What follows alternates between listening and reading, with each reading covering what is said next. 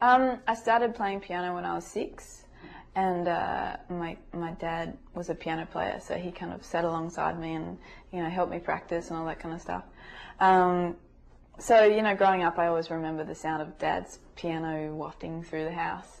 And yeah, Mum and Dad used to take us to a lot of musical theatre. I remember when we were young, Starlight Express and Phantom of the Opera and Les Miserables and Cats, and then we used to bring the soundtrack home and all sing along. It was very cheesy.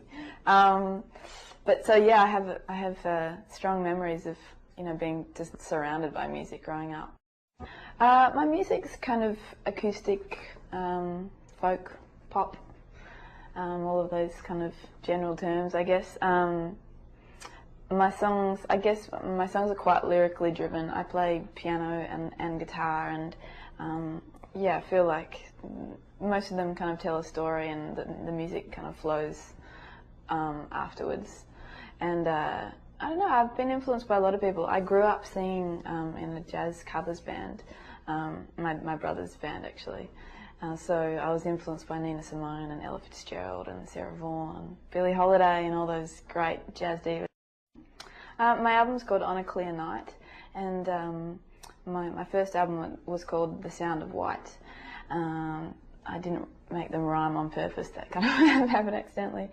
But the real difference is, I guess, I feel like the songs on this album are much more kind of,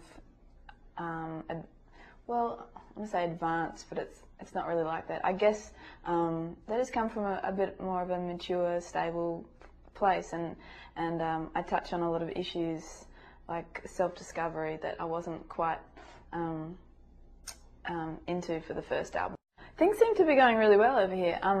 I have had my single Where I Stood on a few TV shows, including Grey's Anatomy, which is great, and One Tree Hill and Smallville, and so yeah, there seems to be a bit of momentum going and a bit of radio play.